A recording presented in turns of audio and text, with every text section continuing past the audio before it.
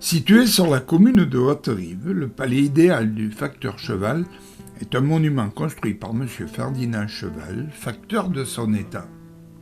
Au cours d'une de ses tournées, il heurte un drôle de caillou. C'est en l'observant de près qu'il décide de le récupérer et surtout de l'utiliser. Son inspiration débuta ainsi. Il commence son œuvre en 1879 à l'âge de 43 ans et ce n'est qu'à l'âge de 76 ans, 33 ans plus tard, qu'il l'achèvera. Pour effectuer son œuvre, il lui fallut 10 000 journées, ce qui représentait environ 93 000 heures de travail. Le monument mesure 26 mètres de long pour une hauteur d'environ 12 mètres.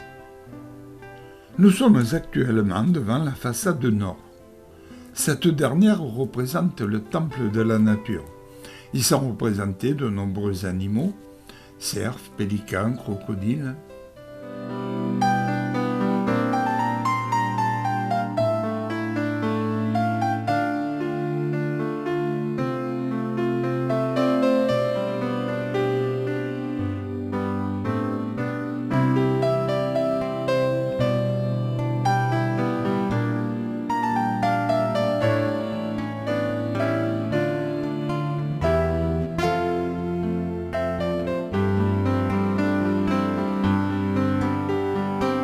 Tout au long de ses tournées, le facteur Cheval récupérera au bord des routes et ses chemins des tonnes de cailloux qu'il assemblera avec de la chaux, du mortier, du ciment et consolidera le tout avec des armatures métalliques.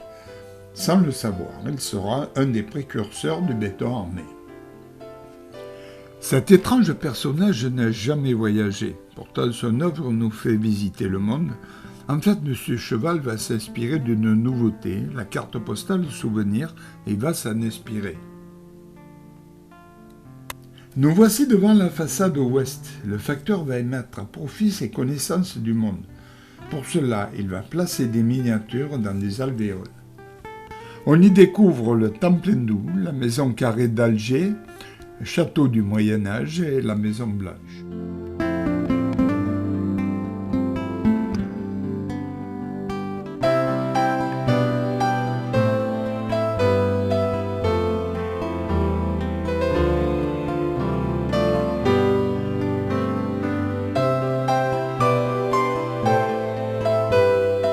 La façade sud est un hommage aux temples anciens.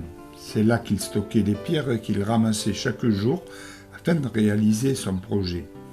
Nombreux étaient ses voisins, le traitant de farfelu, d'excentrique et de bien d'autres noms aussi désagréables que stupides. Enfin, voici la façade est. C'est ici qu'il créa un hommage à la source de vie. Pour la protéger, il y sculpta un chien et un tigre. Un peu plus loin, il imagina ces trois géants représentant des personnages célèbres. Il s'agit de César, Vercingétorix et Archimède. En se déplaçant autour du monument, on découvre de nombreuses inscriptions. J'en ai filmé quelques-unes, je vous les présente à l'image.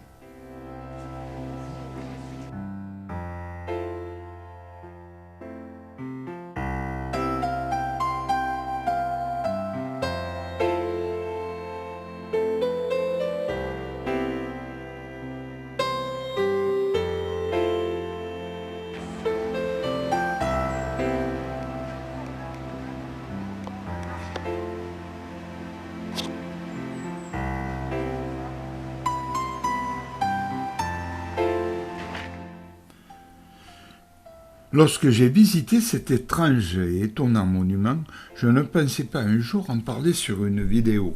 J'ai donc filmé au gré de mes découvertes et de mes envies.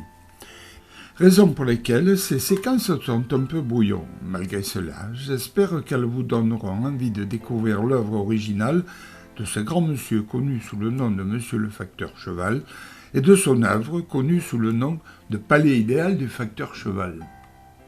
C'est en revisionnant ces images qu'il m'a paru intéressant de faire partager à un plus grand nombre de personnes le travail, je dirais même le chef-d'œuvre réalisé par un individu n'ayant aucune connaissance en architecture et qui malgré cela m'a fortement étonné et qui, j'en suis sûr, en fera de même avec vous.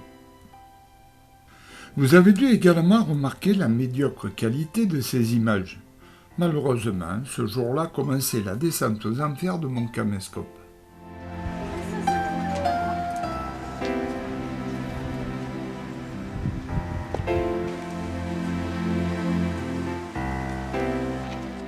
C'est sur cette maxime, les minutes perdues ne se rattrapent plus, que s'achève cette vidéo. Pour réaliser une telle œuvre, les minutes perdues n'ont pas dû faire partie du quotidien de notre illustre personnage.